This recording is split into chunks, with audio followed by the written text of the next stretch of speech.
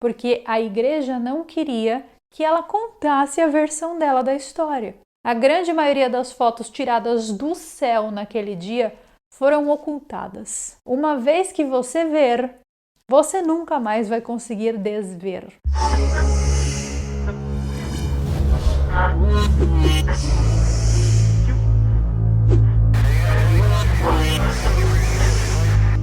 Atenção! Os eventos narrados nesse vídeo não têm o objetivo de descredibilizar, ridicularizar ou desmistificar a sua fé, mas sim tem o objetivo de tentar enxergar coisas sob uma nova ótica, um novo ponto de vista. Em 1917, 80 mil pessoas viram aquilo que elas chamaram de um novo sol no céu. Mas esse sol, ele girava, dançava, fazia assim movimentos totalmente aleatórios. Que tipo de sol é esse? Inclusive, esse número 80 mil, ele varia um pouco, tá, gente? Várias fontes de pesquisa que eu consultei, cada uma falando um número completamente diferente. Uma fala em 80 mil, outra fala em 70, tem outras que falam 30 e outras que falam 40. Então, não sei exatamente quantas mil pessoas são. A única coisa que nós temos que ter em mente é que eram muitas pessoas, tá? Mais de 1000, beleza? E o que importa aqui é que o fato é que milhares de pessoas juntas presenciaram a exata mesma coisa e não o número exato. Mais tarde, esses avistamentos no céu foram reconhecidos pelo Vaticano como um milagre. Eu sou Carol Capel, a sua alienígena favorita, e no vídeo de hoje nós vamos analisar o milagre de Fátima sob uma perspectiva ufológica.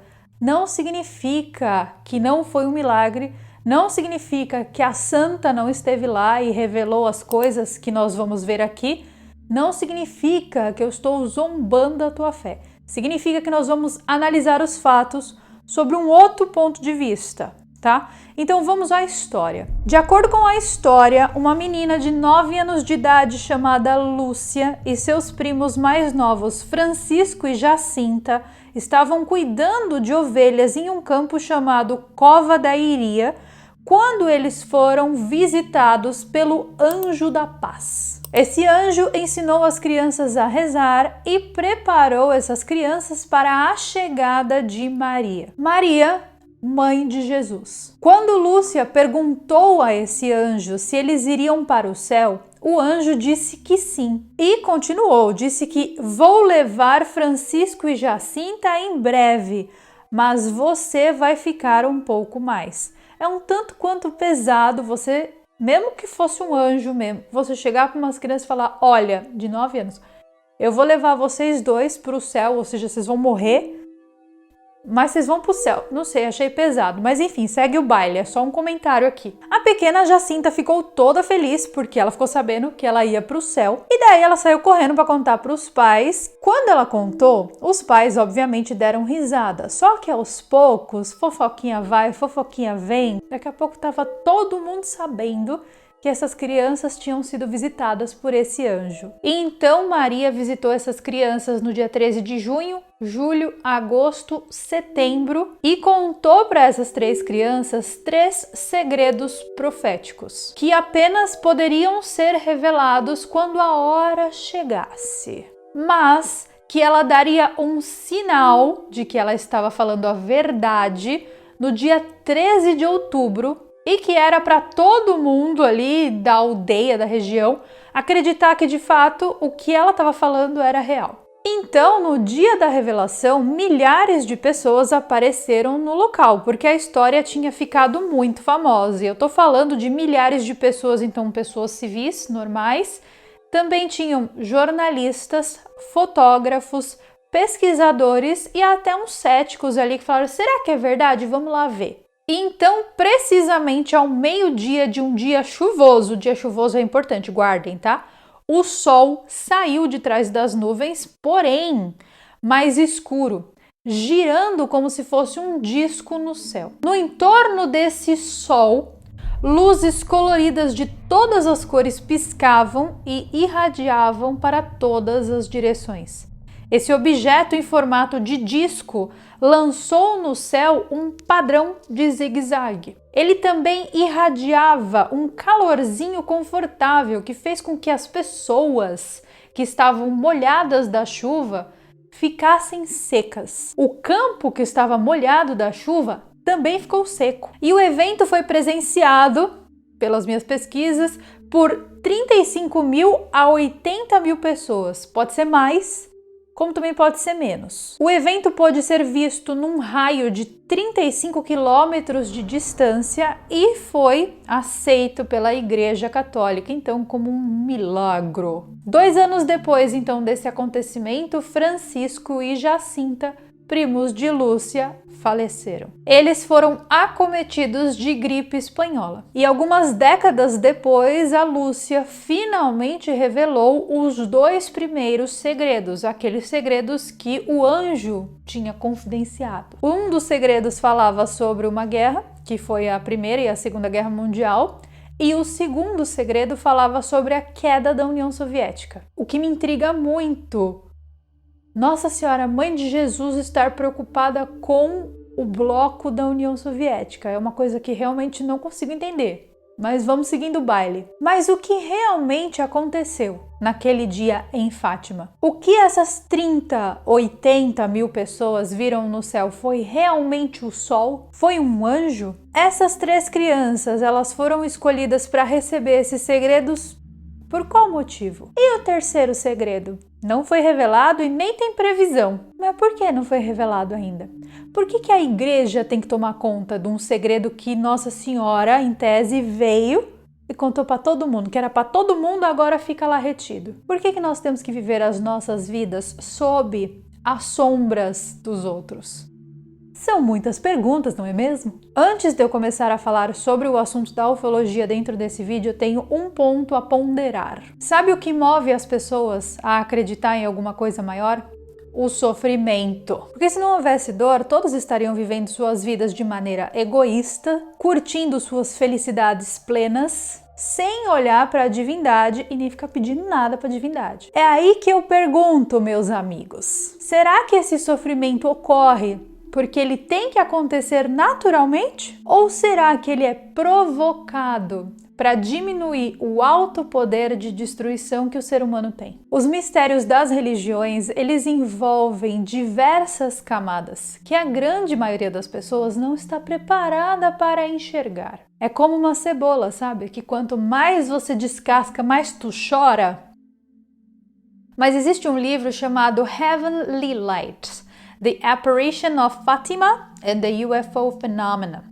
Esse livro foi fruto de uma imensa pesquisa de Joaquim Fernandes e ele nos traz uma perspectiva um tanto quanto complexa do que aconteceu em Fátima. Existem relatos de que a figura que se encontrava com as crianças para passar esses segredos proféticos não tinha a aparência da Virgem Maria, tampouco a aparência de um anjo, mas sim a aparência de um ser humanoide de 3,5 metros de altura, chamado de a Pequena Mulher.